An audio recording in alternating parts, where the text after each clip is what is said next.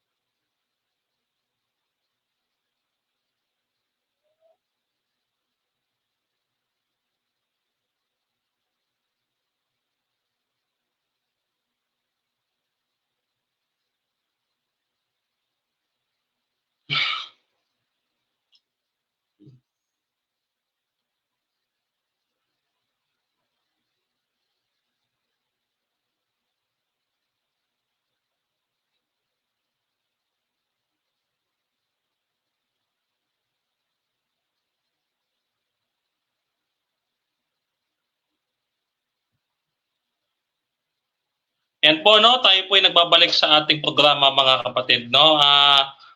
Umpisa na po natin ang ating programa dito po sa ayon sa Nasusulat Ministry. Mga kapatid, isa na naman pong akusasyon ang nanggagaling po mula sa mga offshoot, no, patungkol sa mga imahe, mga rebulto, maging yung logo pinakikilamanan, no. Ang dami ninyong gustong pakilamanan, no. Buhay niyo na lang ang inyong pakilamanan, wag yung church namin kasi hindi naman kayo member dito eh. no? So, ano para sa inyo o ano ang kapakinabangan ng inyong pagsasalita laban sa aming simbahan kung hindi naman ho kayong miyembro ng iglesyang ito? No, ano ho ang magiging pakinabang ninyo? So, kanilang ibinabato sa atin yung Exodo 20, talatang 4, ganito ang sabi, no? Huwag kang gagawa para sa iyo ng larawang inanyuan o kawangis man ng anumang bagay na nasa langit o nasa lupa at nasa ilalim ng lupa. No, sabi niya, no? At sabi dito na nasa tubig at nasa ilalim ng lupa. Huwag mo yuyukuran sila o paglingkuran man sila sapagkat akong Panginoong Diyos ay mapanibughuin sa mapanibughuin at aking dinadalaw ang katalampalasanan ng mga magulang at mga anak hanggang sa ikatlo at ikaapat na saninlahi ng mga napupukot sa akin, no? So ito ang Exodo kapitulo 20 at bersikulo 4 ay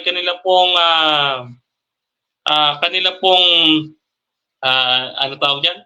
Ginagamit laban sa atin mga kapatid, no? Binabati natin si kapatid na Early Strickland na taga Nabotas, no? Nabotas Church. Kaya kamusta po kayo diyan sa ating munting iglesia po diyan sa Nabotas, no? So, ito po ay ginagamit nila na kasangkapan upang idiin sa ating mga Seventh-day Adventist ang na tayo ay sumasamba daw sa mga rebulto at mga imahe, no? Noon pa man mga kapatid, ako ay bilang isang Katoliko ay sinasagot ko na ito, na hindi lahat ng imahe ay rebulto at hindi lahat ng rebulto mga kapatid o imahe ay sinasamba, no? Ito tingnan natin.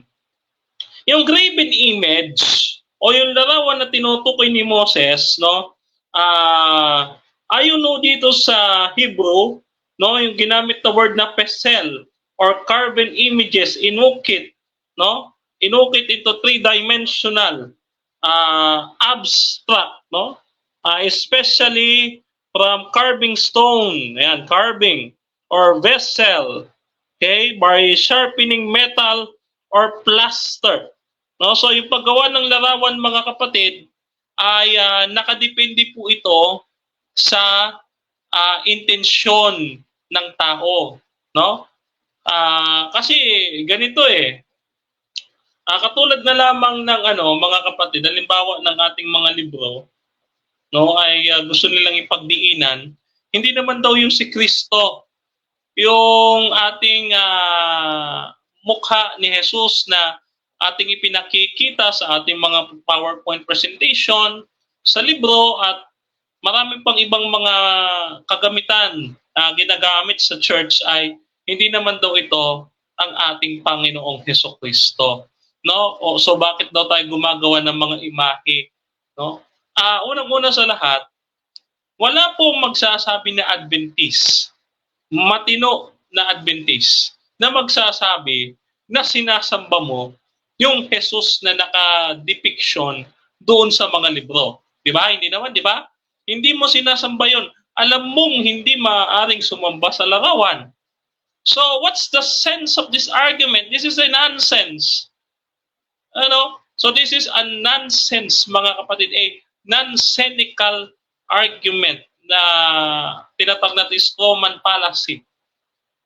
Alam naman po natin na mga Seventh-day Adventists hindi sumasamba sa larawan, no? Ngayon, ang paggawa ho ng larawan ay intended ho na may purpose, no? Hindi katulad ng Roman Catholic, sila ay gumawa ng rebulto at imahe para i-venerate, no? Sa atin mga kapatid ay mayroon ding ganon, no? Katulad ng mga Jesus na nakalagay sa ating libro, sa ating PowerPoint, no? Hindi po yan sinasamba. Wala po tayong purpose na i-venerate po yan at lalong-lalo na hindi po natin itinuturo na yan talaga si Jesus. Sapagkat wala ni isa po sa atin ang nakakita sa ating Panginoon. So bakit ho ginagawang big deal po yan ng mga kumakaaway sa ating iglesia, no? Halimbawa mga kapatid, bigyan ko po kayo ng halimbawa ng imahe. No? Bigyan ko po kayo ng halimbawa ng imahe. Ito po, no? Exodo. No? Exodo 25, ang talata po ay 17 hanggang 22. Ganito po ang ating mababasa. No? Gumawa ka ng luklukan ng awa na yari sa ginto, no? At may sukat na tig 1 metro, sabi diyan, no? Lalagyan mo ng 2 kirubin na ginto ang 2 dulo nito. So may 2 kirubin doon sa magkabilang gilid ng kaba ng tipan, no? At sabi dito, mga kapatid, tig-isa sa magkabilang dako, no? Ayan, mga kapatid, tig-isa sa magkabilang dako. So, dito pala, yung Ark of the Covenant, may angel pala, mga kapatid, na nakalagay. So, yan ba ay sinasamba? Hindi ho. Actually, anong nangyari, no? Ay ipinoposisyon pa ito ni Haring David. Ano sabi dito sa Bilang, no? Chapter wait lang, mga kapatid. Actually, pinoposisyon pa yan ni David eh. Ito ho, no? Sabi ho dito sa unang Kronika 13, 5 hanggang 8, no? Kaya tinipon ni David ang mga Israelita mula sa Sibar sa Ehipto hanggang sa pasukan ng Hamot upang kunin sa lungsod ang luklukan o ang sabi yan, kaban ng tipan at dalhin sa Jerusalem. At pumuntang silang lahat doon, no? Sabi dito, upang kunin ang kaban ng tipan ng Diyos na si Yahweh, na ang luklukan ay nasa ibabaw ng mga kerubin. At pagdating nila sa bahay ni Abamida, no, isinakay nila ang kaban ng tipan sa isang bagong kariton at inalalayan ito ni Uza at ni Abiyo, no? So, yung kaban ng tipan, mga kapatid, ay ipinoposisyon pa. Tanong ko sa inyo, sinamba ba ni David yan? Hindi. Hindi. Ipinoposisyon nga eh. No? So, kapag ipinoposisyon, pagsamba agad, hindi ba pwedeng dinala lang sa Jerusalem? So nakikitaan kayo ng kamalian dito sa argumentong ito. Mahina po yan, shallow po argument na yan. Ngayon, bigyan ko pa po kayo ng isa. Ito halimbawa, mga kapatid, no? Sabi ko dito sa Bilang 21, 5 hanggang 9, no? Nagreklamo sila sa Diyos at kay Moses, no? Inilabas mo kami sa Ehipto upang mamatay lamang sa ilang na ito, no? Ano nangyari dito, mga kapatid? Ito po ang sumunod na nangyari, no? Anong nangyari? Kaya't lumapit sila kay Moses. Sinabi nila, nagkasala kami kay Yahweh, no?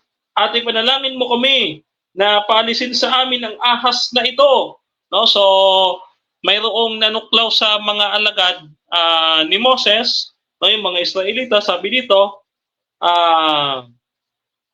dahil dito pinadalhan sila ng Yahweh ng makamandag na ahas at marami sa Israelita mga nakatuklaw, no? Nakatuklaw sa mga ito. So ano ang ginawa ni Moses? Sabi dito, no? Nanalangin siya, no? Nanalangin siya para sa Israel at ganito sagot sa kanya ni Yahweh.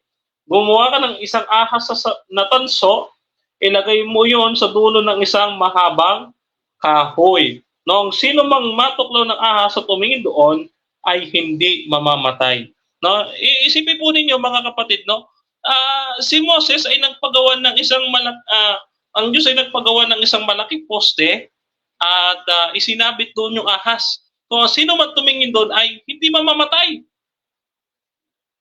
Yun ho ay imahe. So bawal. Meaning mali si Moses? So pakisagot ho yan, mga kaibigan namin sa option. Mali ho ba yung ginawa ni Moses na yan? Kasi para bagang lumalabas, si Moses pa ang unang lumabag. Tama mo ba? No? So Ayun po yung nagiging conclusion dito eh, resulta ng pag paglilikot ng kasulatan, no? Ano pa mga kapatid, no? Sabi dito sa ah eto pa mga kapatid, sa pintuan na papunta sa dakong banal ay may nakaukit na larawan ng kirubin. Ezekiel chapter 41 verse 25. O kita po ninyo, no po sa pasukan papunta sa dakong banal ay may kirubin. O, ibig sabihin, ibig sabihin, yung templo noon, punong-puno ng imahe, punong-puno ng larawan. Ang tanong, nagkasala ba ang Diyos sa sarili niyang utos? Kasi nagpagawa siya ng templo kay Solomon na ipinatayo niya pagkatapos ay marami palang mga imahe. So doon po tayo mag-isip, mga kapatid. Bakit nga kasi pinagbawal ng ating Panginoon ang imahe?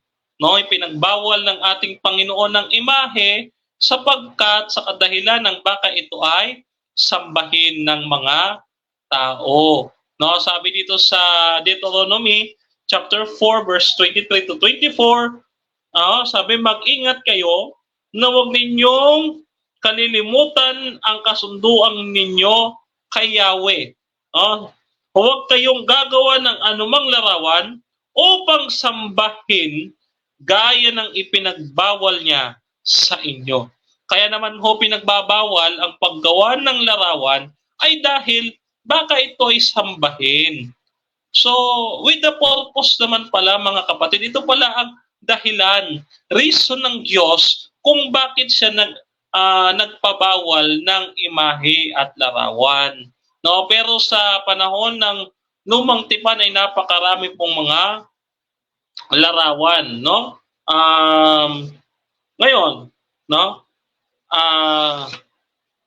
Ano ba, no? So, tingnan mo natin ito, mga kapatid, no? Puntahan naman natin mga kapatid, itong talatang Ezekiel chapter 25 verse Exodus chapter 25 verse 31. Ganito sabi, at gagawa ka ng mga kandelerong taganas na ginto na yari sa tukpok na gagawin mo ang kandelero, ang tungtungan niyaon at ang haligi niyaon, ang mga kopa niyaon, ang mga globita na iyon, ang mga bulaklak niyaon ay mga kaputol. No, golden lampstand or kandelero, mga kapatid, no? Gintong kandelero pinagawa ng Panginoon. So, that is carving. So, bawal pa rin. Bawal pa rin po ba yon? Kasi, ang sabi dito, carven images or graven images carved, no? Mga inukit na larawan. So, bawal ho ba to? Ang Diyos ang nag-utos nito, mga kapatid. So, hindi po maaari na pagbangga-banggain natin ang mga mga kapatid, ang mga talata ho ng Biblia, no, na Exodus 20 tapos ibabangga niyo po sa ibang talata. Lumilitaw talaga mga kapatid na hindi niyo po inaaral ang Biblia sapagkat meron ho tayong tinatawag na context, no? Context, exegesis and hermeneutics. No, pagka pinag-aralan po natin ng theology, mga kapatid, no, yun po ang tinuturo sa paaralan, no. So mga kapatid, gusto ko po sabihin ito, no, na hindi po lahat, mga kapatid, hindi po lahat ng mga larawan ay sinasamba. No, kaya wag po nating isiping gayon, no. So ngayon, halimbawa, yung nakita nating krus, mga kapatid. Okay? Yung mga krus sa ating simbahan. Ngayon, yung paglalagay ng ating krus sa simbahan, mga kapatid, ay tawag yan, ay wala pong masama diyan. No? Sapagkat mga kapatid, ang sinasabi ng Biblia, Ang ipinagbabawal ay kung gagawa ka ng imahe upang sambahin. Ngayon, ang bilin ng Biblia mga kapatid sa unang Korinto, no? Sabi dito sa unang Korinto, unang Korinto 1:16. Ganito po ang sabi ng unang Korinto. Unang Korinto, ang talata po ay 16 mga kapatid. Pakinggan po ninyo, no? Okay, unang Korinto 16. Ganito ang sabi. Sapagkat ang salita ng krus ay kahangalan sa mga napapahamak, ngunit sa atin na iniligtas, ito'y kapangyarihan ng Diyos. No? So, hindi naman po pala galing sa pagano ang aral ng krus. No? Yung pagkakaroon ng krus, ito po ay galing sa Diyos. Ito po ay tanda ng kanyang kapangyarihan. Yun po ay maliwanag po nating mababasa sa unang Korinto 1:16. No? Ngayon, mga kapatid, sabi pa po dito sa Handbook for Bible Students, published by Review and Herald, page 145, ganito sabi mga kapatid.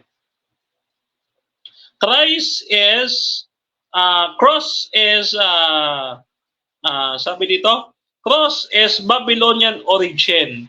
Some sign of the cross that Rome now worship was used in Babylonian mysteries, is used and applied in paganism in some magical purposes. No? So, ito mga kapatid, napansin natin na ang krus, kapag ginamit sa pagsamba, ito po ay malinaw na isang paganong aral. So, balit muli ko po kayo tatanungin, bilang isang matinong Adventist, yung krus ba sa ating simbahan ay inyo po bang sinasamba? O yan ho ay isa lamang disenyo sa ating iglesia? No? Ayun po gusto ko pong maging malinaw sa ating ito. Kasi yung Exodus kanina na binasa natin, ulitin ko po, no? Exodus, Deuteronomy chapter 4, verse 23 to 24, no? Sabi diyan, huwag kayong gagawa ng anumang larawan upang sambahin gaya nga ng ipinagbawal sa inyo. Ang pinagbabawal lamang ng Diyos, mga kapatid, ay kung gumawa ka ng larawan at kung ito ay iyong sasambahin. Tanong, mga kapatid, yung larawan ba yung krus ba sa ating iglesia, ginawa ba yun upang isama sa pagsamba?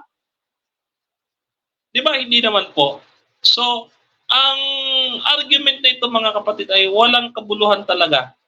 Sapagkat ito ay isang strawman fallacy ng mga offshoot o kumakalaban sa ating iglesia. No, wala namang po silang maibato sa ating iglesia, kaya naman po kung ano lang ang mapansin, ano lang ang masabi, ay para lang may masabi sila at mapuna.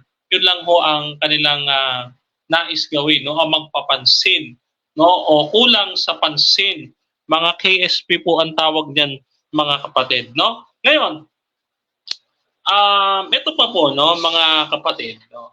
Katulad ho nito, gusto ko pong basahin sa inyo itong Josue 7:6, no? Ang sabi dito, pinunit ni Josue at ng pinuno ng Israel ang kanilang kasuotan dahil sa matinding paghihinagpis. Ano sabi? Nagluhod sila sa kaban ng tipan ni Yahweh. Naglagay din sila ng abo na bilang tanda ng kalungkutan hanggang sa paglubog ng araw. No, isipin po ninyo mga kapatid, si Josue at ang mga pinuno ng Israel ay lumuhod sa kaban ng tipan kung saan may dalawang kirubin. Tanong, sinasamba ba ni Josue at ng mga Israelita yung dalawang anghel sa kaban? Hindi po. No? So, maliwanag ko, no?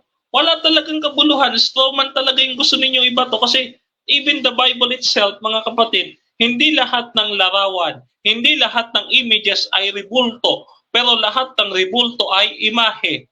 Mga kapatid, yan po ang nais po nating iparating po sa inyo. Sana po ay malinaw yan sa inyo, no? Marami pa po tayong mga halimbawa dito, no? So, Katulad po nito. Okay. Isa pa po, mga kapatid, no? Isa pa. Ano sabi dito? No? So, sabi dito, no? Matthew chapter hindi Matthew. Sabi dito, ito. Oh. Ito ha. Unang Kronika 15. No? 15:28 hanggang 29, no? Ang buong Israel kasama ng kunin ng kabanantipan ni Yahweh, ito'y sisiyawan sa galak, no? At ano sabi dito? At kanilang tinugtog ang mga pompyang, alpa at lino. At habang pumapasok sa banal na lungsod ni David, ang kabanantipan, no? Si Mikal at ang kanyang anak na babae ni Saul tawag dyan, ay naglakad na kasama nila. No? At pagkatapos ay dumungaw sa bintana na makita niyang si David ay nagsisayaw sa tuwa, siya'y labis na nainis. No? So may prosesyon pa, no? Talagang isinasayaw nila yung kabanantipan. Tanong, ito bang kabanantipan na ito ay sinasamba ba ng mga Israelita at that time? Hindi po, mga kapatid. No? So hindi po lahat ng imahe ay rebulto. Ang mga rebulto ay imahe pero hindi lahat ng imahe ay rebulto. No, ngayon, bigyan ko po kayo ng background, no, mga kapatid. Noong 787 sa church history, mga kapatid, ay mayroon po tayong tinatawag na iconoclasm, no? At ito po ay sinolve ng church noong 787 AD. Ano po ang sabi ng mga early Christians sa panahon na ito, no? Ang sabi nila, mga kapatid, no, the idol is nothing in this world, but an image is a representation of true thing having real existence in the world. No, at ito po yung mababasa natin sa unang Korinto 8:4. Ganito sabi, kaya nga tungkol sa pagkaing hinihandog sa Diyos-Diyosan, alam natin na ang mga Diyos-Diyosan ay larawan ng mga mga bagay na di totoo at alam nating iisa lamang ang Diyos, no? So, ano po ba yung mga Diyos-Diyosan? Ito po, mga kapatid, ay yung mga bagay na di totoo o yung mga hindi talaga nag-i-exist, mga kapatid, no? So, bibigyan ko po kayo ng ilang halimbawa ng mga Diyos-Diyosan. Ano ba, mga kapatid, yung mga Diyos-Diyosan na binabanggit ni Apostol Pablo? Now, ganito po ang sabi, no? Si Baal at saka si Asherah, dito po sa 1 Kings chapter 18 verse 18 to 19, no? Si Molech sa Leviticus chapter 18 verse 21. Sino pa yung mga Diyos-Diyosan na ito? Si Dagon sa mga hukom, this is kapitulo 16 versikulo 23, no? Si Astarte at saka si Milcom sa unang hari 11:5, no? Si Comos at si Molech sa unang hari kapitulo 11 versikulo 7, no? Si Sukot, si Nergal, si Asima, si Niksak, si Tartak, Adrimelech at si Animalek, no, sa ikalawang hari 17:28 hanggang 31. Sino po yung mga Diyos-Diyosan na yan? Si Renfan, no, sa unang sa Gawa kapitulo 7 versikulo 43, no, si Zeus at saka si Hermes sa Gawa 14 versikulo 11 hanggang 13, no? At si Artemis, yung dakilang diyosa sa Gawa 19:27. So ito po ba mga pangalan ng mga Diyos-Diyosan na ito ay may imahe ang Seventh-day Adventist? Wala ho. Para po sabihin ninyo na ang Seventh-day Adventist ay Babylonia, ay dapat ay makita po ninyo ang mga larawan ng mga Diyos-Diyosang ito sa loob ng aming iglesia. Ngunit subalit wala kayong makita, ay huwag niyo pong pararatangan kaming sumasamba sa ribulto. No, dahil ang imahe, mga kapatid, is just a representation. No? It is just a representation. No, ano ang sinasabi, mga kapatid, when you say representation, mga kapatid, no? It is when we paid honor to the images, we know that the veneration, no, and adoration is due to God alone, no, and the images themselves considered as mere things, no, under distinctive aspect is leading us to God incarnate, no, the movement towards the image, does not terminate on image, but tends toward whose image it is, no? So, yung ating ginagawang representation, mga kapatid, ay hindi lamang nagtatapos doon sa disenyo. Sa madaling salita, hindi yung disenyo ang ating ibinibida sa mga libro at sa PowerPoint, kundi yung mismong inire-represent tong bagay na iyon.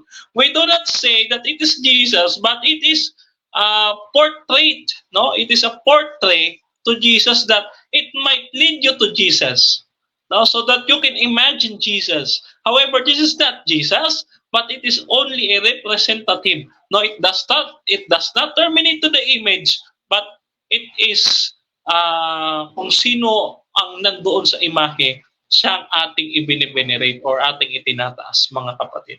Ngayon, no? Punta naman po natin yung argumento nila, no? Okay. Yung argumento nila patungkol ho sa logo, no? Punta naman po natin yung patungkol sa logo, mga kapatid. Sabi ng kanilang accusation, no? Accusation nila ito no, na ang Seventh-day Adventist logo ay ginawa lamang noon sa spring, no? Spring meeting of the General Conference Committee noong 2016, no? So ngayon, mga kapatid, ang nais silang palabas ito na yung logo natin ay binago natin at wala na po ang vision and mission ng ating church. No, pero bago natin sagutin, babasahin po muna natin ang comment dito ng ating kapatid. No, sabi niya, kung palalawakin lang natin ang ating isip, lalo na kung intindihin talaga natin na nasa 10 utos, ang sabi doon ay huwag kang gagawa ng larawan at sasambahin. Yung salitang larawan kung sa ating lengguwahe at sariling pakahulugan, yun ay yung Kodak, picture sa English. Yun ang ating nababanaag dyan. Pero kung sa kanilang lengguwahe, yung word na larawan sa Hebrew ay pesel, ibig sabihin nito, yung mga carved images, ito yung mga sculptured na ginamit ng chisel o palette. Sa madaling salita, mahaba masyado, no? Naputol na yung kanyang comment, no? Pero binabati natin yung ating theology student, si Brother Robin, no? Ayan. So ngayon, mga kapatid, no? Unang-una, ito po yung akusasyon, no? Walang binagong aral o vision and mission statement ng iglesia, no? So it is only the logo ang pinaganda natin, no?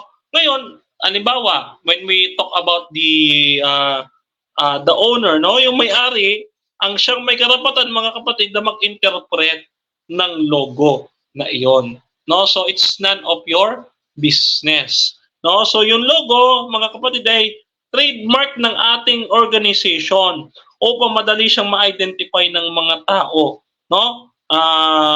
Anumang accusation o interpretation, mga kapatid, ay isa lamang malisyosong gawain, no? And it is a false witness against thy neighbor, no? So kumbaga nakikialam ka na nanghihimasok na kayo. You are not a member of this church, you have no right to criticize us, no? Second, no, pagdating sa graphics, no? So ang higit na nakakaalam ng disenyo sa emblem ng logo ay kami mga kapatid. So kami ang may-ari ng logo, kami ang nakakaalam ng interpretation ng aming logo, no? And then this is what you call innovative process, no? Sa madaling salita, an image result or change of logo designs to innovation, no? A modern and abstract look that feel which refers to creative and innovation, no? So ito po ay isang innovative move ng ating simbahan. At kumbaga sa bahay, mga kapatid, ay inayos at ginawang moderno ang design, pinalitan ng materials, ngunit hindi ibig sabihin, mga kapatid, na yung nakatira ay pinaalis at pinatira ang ibang tao sa bahay. No, yun po ang tamang analogy doon, mga kapatid. Ano? So, ang logo, mga kapatid, ay sa amin. So, wag niyo po kaming didiktahan kung ano ang pakahulugan namin doon. O wala pong binagong aral. Yung po ay sinasabi nyo lamang. Nasaan ho yung sinasabi ninyong binago namin ng aral? Wala naman ho kayong patunay po diyan sa inyong mga sinasabi. No? Ayan. Binabati natin yung ating kapatid na Jessie Araza. No? Yung ating kasama sa Straightforward. Ayan. Ano po ang kanyang sabi, no? Sabi niya, the logo reflects the core values of the Seventh-day Adventists. Its foundation is the Bible, the Word of God, shows open because its message should be read and put into practice. Central to that biblical message is the cross, which is also a central feature of the logo. Above the cross in the open Bible is a burning flame that represents the Holy Spirit, the messenger of truth. No? So tama naman ang kapatid na Jessie Arasa, no, sa kanyang keynote. No? Ngayon, mga kapatid, paliwanag natin yung logo. No? Okay, paliwanag natin yung logo. No? So, ang design po, mga kapatid, no, yung Three Angels message sa lumang logo ay hindi official na logo. At kailanman, mga kapatid, ay walang nakatala sa kasaysayan ng Seventh-day Adventist, even sa kasaysayan ni Ellen White, na mayroong official logo ang ating simbahan. Wala po. Wala po tayong official logo even at the time of the pioneers. No? Yun po talaga ang totoo niyan. At yung logo po ng ISDAR mukhang tutubi na umiikot dun sa globo, no? Mukhang tutubi. Okay, hindi po yan anghel, tutubi po yan, mga kapatid. Mukha po kasi tutubi. No, yung tatlong yan, hindi po yan anghel, tutubi po yan. Kaya, kita po ninyo, minodernize po natin, ginawa natin mukhang anghel. Kasi po mukhang tutubi eh. Di ba? Tignan niyo po yung logo ng ISDARM. Mukha hong tutubi. No? Hindi po anghel yan, tutubi. Na, ngayon, no? Yung official logo natin, nagkaroon lang tayo ng official logo noong 1997. No? So, ito ay hindi tumutukoy na ito ay bagong logo na ngayon, no? Ito ay dati na, no? At ang logo ay isang emblem, no? Ang isang emblem ay symbolic representation ng organization, particularly according to their mission statement and beliefs. So, symbolical means to represent or to stand something, especially a material object representing something abstract. No? Ano naman yung abstract? It needs to be interpreted or explained the true meaning that a particular emblem by the rightful owner. No? Sabi dito ng diksyonaryo. No? So mga kapatid, no? Papansin talaga natin na ang logo namin, no, dito sa ating church ay dinisenyo, no? Dinisenyo at ginawang moderno at sabi dito ay ang nagpapaliwanag ay yung rightful owner, no? Bukod sa trademark, no, ang ating pang sagot diyan ay ito, mga kapatid. No, ito ay nagkaroon lamang tayo ng official logo noong 1997. No, so panahon po ni Ellen White, wala po 'yan, mga kapatid. No, hindi po bago 'yan yung logong 'yan, no? Hindi po bago. 1997 pa po 'yan, logo na 'yan. No, so wag niyo pong sasabihin sa amin na 2016 lang 'yan. Yan po ay 1997 pang logo ng ating church. No, doon pa lamang nagkaroon ng logo ang ating church. No, kahit si Ellen White, wala hong binanggit na logo. No, hindi ho siya nagsabi na ito ang ilogo ninyo, ito ang gawin ninyong disenyo sa church. No, wala po siyang sinasabing ganon, mga kapatid. No? So, meron pa tayong 15 minutes sa ating programa, no? Dagdagan pa natin, mga kapatid. Ano? So, sabi dito, okay. Sabi dito, mga kapatid, cost and changes to the logo characterized as being relative, no? Relative. So, ibig sabihin talaga, tawag dito, may kaugnayan, mga kapatid, sa ating vision and mission, no? Sabi dito, relatively small will be voted during General Conference 2016 Annual Council, no? This October, the current Seventh-day Adventist corporate identity, a registered trademark of the General Conference Corporation of the Seventh-day Adventists, was officially adopted at the 1996 Autumn Council, now Annual Council of the General Conference Executive Committee. No, according ho yan sa Spectrum Magazine, no? Spectrum Magazine ng Seventh-day Adventist, no? So, yan, mga kapatid, no? Ayun po pala ay nanggaling sa annual council, no? Autumn Council ng General Conference noong 1996 yung ating logo. So matagal na po yan, mga ginigilaw kong mga kapatid, no? So ngayon, paliwanag po natin yung logo natin. Yung Open Bible, ito po kasi ang interpretation dyan, mga kapatid. Yung Open Bible po, ito po ang ibig sabihin niya, no? Open Bible. Ang Open Bible, the Bible forms as a base of the design and represents the biblical foundation of our beliefs. It is portrayed in a fully open position, suggesting a acceptance of the truths of the Bible, no? So ayan. Ano naman po ang ibig sabihin ng cross? The symbol of the cross representing the gospel of salvation, no? Is positioned in the center of the design to emphasize Christ's sacrifice, which is the context theme of central theme of our faith. No, so hindi po pagano yan. Yan po ay nagre-represent ng salvation or gospel salvation ng ating Panginoon. Yan po ay binasa natin kanina sa unang Korinto 1:16, mga kapatid. No? At yung shape na ito, no, yung tatlong nakapalibot.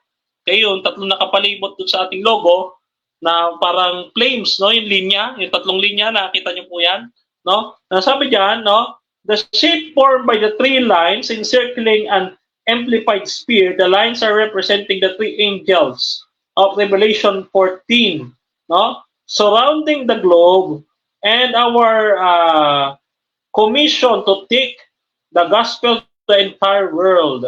This line of shapes form as symbols of the Holy Spirit. No, so bukod po doon yung tatlong linya, ito rin po daw ay nagpapahiwatig sa gawain ng Espiritu Santo.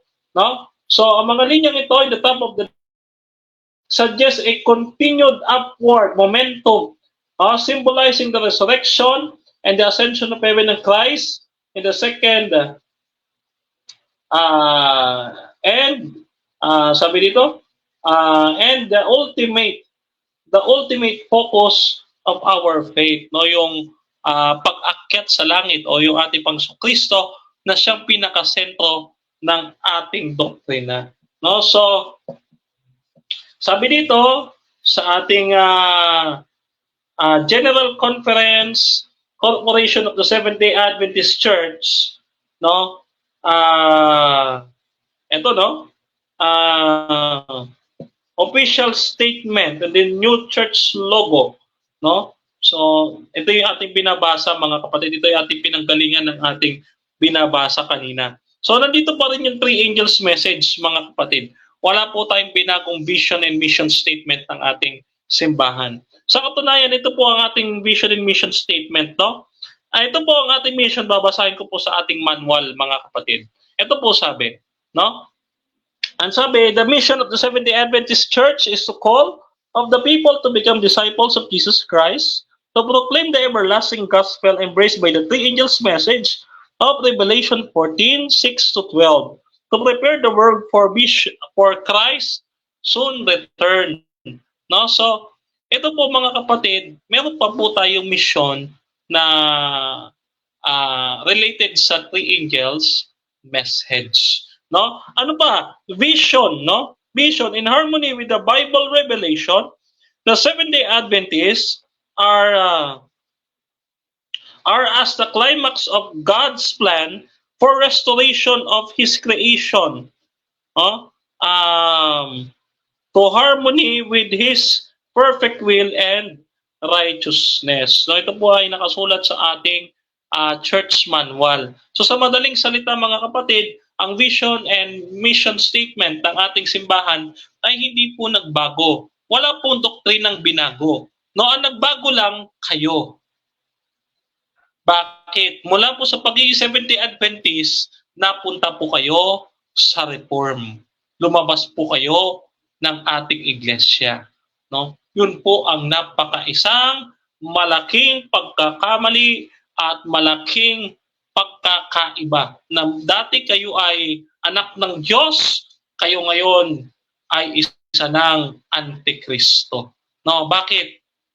Pinakahuling talata na ating babasahin, mga ginigiliw kong kapatid. 1 John chapter 2, verse 18-19. Mga anak, sabi dito, huling oras na ito, gaya ng inyong narinig ay darating ang Antikristo, kahit ngayon ay lumitaw na ang maraming Antikristo. Kaya, nalalaman nating huling oras na. Sila'y lumabas sa atin, ngunit sila'y hindi sa atin. Sapagkat kung hindi sila kabilang sa atin, ay magpapatuloy silang kasama natin. Ngunit, sa paglabas nila, ay ginawa nilang maliwanag na silang lahat ay hindi kabilang sa atin. So sa maliwanag pa sa sikat ng araw mga kapatid, ang mga offshoot na ito na lumabas ang ating simbahan, hindi lamang mga Antikristo, kundi pinatutunayan na sila ay hindi tunay na mga miyembro ng nalabing iglesia. Kaya panawagan, mga kapatid, lumabas na po kayo. Lumabas na po kayo, hindi sa aming church na Seventh-day Adventist. Lumabas po kayo sa mga offshoot movement, mga kapatid, upang huwag kayong madamay sa kaparusahang tatanggapin ng mga offshoot sa mga huling araw na ito. Kaya mga kapatid, dalangin ko na sa maikli nating pagsagot sa mga akusasyon at mga paratang na mga offshoot na ito ay tayo ay naliwanagan sa ating naging pag-aaral ngayong gabing ito. No? So binabati natin si Brother Freddy. Yan, Freddy Cognito, no? Parang sa cellphone, no, Cognito, no? Sabi ni Brother Mananahi, okay, basahin natin. Ang sabi niya, logo designer ako. Normally, ang logo ay binabase sa mission and vision ng isang organization. So, masusunod talaga na meaning ay ang may-ari ng logo. Totoo naman po mga kapatid, no? So, yan mga kapatid, ang ating pagpapatotoo sa katotohanan ng ating Panginoon. No, naway naging maliwanag sa inyo na wala po talaga binagong aral. Ang nagbago lang kayo. Sapagkat tanong nyo na, kayo ba'y Adventist? Hindi, sasabihin Reform. At tulad doon sa debate sa silang, may tinanong, kami doon, ang sabi ay, ikaw ba ay Adventist? Hindi, kami ay member ng Reform. Sa madaling salita, hindi ka na Adventist, hindi ka na naghihintay sa ating Panginoon. Nakakalungkot naman po, no? Na may ganoong sumasagot na hindi na daw sila Adventist. Reform na, no? So, kayo po mga kapatid ay binabalaan ni Ellen White, no? Patungkol po sa mga lumalabas sa ating iglesia, no? May banta po sa mga nasa labas ng iglesia na ito. Ang sabi ni Ellen White, mga kapatid, ang sabi ni Ellen White sa mga nagsisilabas sa ating iglesia, ito po ating babasahin. Basahin po natin yung sinasabi ni Ellen White dito sa kanyang sulat, no? Ito. Ulatin po natin, ano? May warning po si Ellen White sa mga lumalabas sa ating iglesia, no? Hindi po kasi marapat sa isang miyembro na ng tunay na iglesia ang lalabas pa sa iglesyang ito. Sabi nga ng isang magaling na debater noon, ang lalabas sa Adventist sa impyerno na ang bagsak. No? Kaya mapalad yung mga hindi Adventist, may pupuntahan silang tunay. No? Dito nga po yan sa Seventh-day Adventist. No? So kung ang lalabas dito, mga kapatid, ay diretso na po sa impyerno. According yan sa isang napakagaling, no? Isang napakagaling na apologista na ngayon ay lumabas din sa ating iglesia. No? So, dalangin din natin na yung kapatiran natin yan ay makabalik din sa ating iglesia. No? So, wag po kayo nagpapaniwala sa mga nagsasabi na lumabas na tayo dito sa church na ito dahil natalikod na, etc. No? Wala pong ganon. Wala pong sinasabi si Ellen White na ganon, mga kapatid. No? So, at maliwanag dito na hindi ho sinabi kahit saan ni Ellen White na tayo ay Babylonia. Wala po siyang sinabing ganon, mga kapatid. No? Ito po, no? Warning ito ni Ellen White. God's Remnant Church sa page 27. When anyone arises either among us or outside of us who are burdened with a message which declares that the people of God are numbered with Babylon and claims that the loud cry is a call to come out of hell, you know that this is not bearing the message of truth. Receive him not and bid him Godspeed. For God has not spoken to him, neither that he gives the message to him, but he has run before the message was sent. No? So ito po, mga kapatid, sabi ni Ellen White, no? Kung ang sino man ay nagsasabi na ang bayan ng Diyos ay isa ng Babylonia, siya ay hindi isinugo ng Diyos. No? Ano pa? Manuscript 1905, page 129. We cannot step off the foundation that God has established. We cannot enter into a new organization, for this would mean apostasy from the truth. Ito po, no, mga tumalikod sa katotohanan ng iglesyang ito. No? Ayun, ano pa sabi? Manuscript Releases, volume 11, page 851. Sabi dito ni Ellen White sa number 81, page, tignan natin yung page nito, ha? Okay. Page 205. Sabi dito, no? In the very midst of us will arise false teachers, giving heed to the seducing spirits whose doctrines are satanic origin. These teachings will draw many away disciples after themselves. Creeping in awareness, they will use flattering words and make skillful misrepresentation into seductive texts. No? So ito po ay originated po kay Satan, mga kapatid. No? So kayo po na mga nagliligaw sa aming mga kapatid, maliwanag po sa sulat po ni Ellen White na hindi po kayo inspired ng ating Panginoon. No? At wala po kayong karapatan na magsabi sa amin kung ano ang tama sapagkat kayo ay nag-apostasy from the truth. And you enter into our new organization which is apostasy, mga kapatid.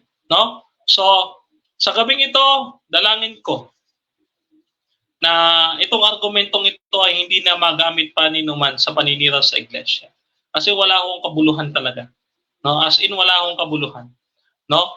Wala akong pinagbasihan. It is not rooted in any references, mga kapatid. No? So, Ayan, basahin pa po natin yung ilang comment ng ating mga kapatiran mula sa ating mga nanonood, no? Wala namang problema kahit 100 times pa natin baguhin ang logo natin. Ang importante, hindi nagbabago ang doktrina, no? So, ayan. So, maraming salamat sa komento, kapatid, na mananahi o huling ulan, no, sa iyong mensahe. Yan po. So, tayo po ay umabot na sa ating isang oras sa pagtatalakayan, mga kapatid. Kaya naman ating tatapusin na po ang ating programa sa isang maikling panalangin. Samahan po ninyo ako. Panginoong Diyos ay makapangyarihan sa lahat, na may-ari ng mga buhay at may likha ng langit at lupa, Panginoon. Maraming salamat po sa inyong pagpapahayag ng inyong katotohanan, Panginoon, na nawa ito ay maging makapangyarihan sa bawat isa sa amin, Panginoon, upang kami ay matuto, Panginoon, na hindi tumalikod at lumaban sa iglesyang ito na iyong aabutan sa mga huling araw na ito. Kaya naman, Panginoon, turo mo po sa amin ang daan ng pagpapakumbaba upang matanggap namin ang buong katotohanan ng iyong iglesia nang walang pagrereklamo at pag-aalinlangan, Panginoon, na nakatingin lamang sa aming Panginoong Jesucristo.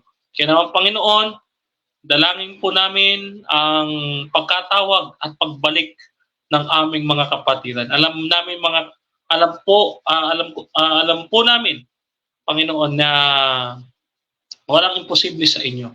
Kaya nawa, Panginoon, ang dalangin namin, itong aming mga kapatid na napahiwalay sa inyong iglesia, Panginoon, ay maibalik sa katotohanan sa pamamagitan ng iyong kapangyarihan at pag-ibig at kahabagan sa kanila, Panginoon. Pinakikiusap po namin sa inyo, Panginoon, na tulungan po sila at gabayan tungo sa pagbabalik loob sa inyong paanan, Panginoon. Kaya naman po, Panginoon, dinadalangin din po namin na gamitin ang programang ito upang makapagbalik na napakaraming kaluluwa sa iyong paanan, Panginoon, at sa iyong nalabing iglesia. Ito po ang aming sama-sama dalangin. Tinanggap na po namin ng pagpapala at basbas, Panginoon, sa pangalan po ng aming Panginoon Kristo na aming tagapagligtas. Amen. So muli, mga kapatid, maraming salamat sa inyong pagsama, sa inyong maglingkod sa isang buong oras na pagtalakayan dito po sa straightforward tuloy masasabi ko. Dito po sa Ayon sa Nasusulat Ministry, mga kapatid, no? Abangan po ninyo, napakaganda ng ating episode 20 tomorrow. Ito po ang ating topic tomorrow. Saan po nanggaling ang IMS SDARM o yung international movement, no, ng SDARM, no, IMS SDARM. Saan po kayo nanggaling ang IMS SDARM na nagmula lang noong 1914 na offshoot, no? Yan po yung kasaysayan ng SDARM, ng IMS SDARM ang ating tatalakayin. Bukas po yan sa ating episode 20 ng Ayon sa Nasusulat. So, pakabangan po at inyo po samahan muli ang inyo po lingkod. Kayo po ipagpalain ng ating Panginoon at magkaroon kayo ng mahimbing na tulog at kayo muling pagpalain ng Panginoon ng another chance to live tomorrow, to serve and to praise the Lord. So, muli mga kapatid, God bless us all sa ating lahat.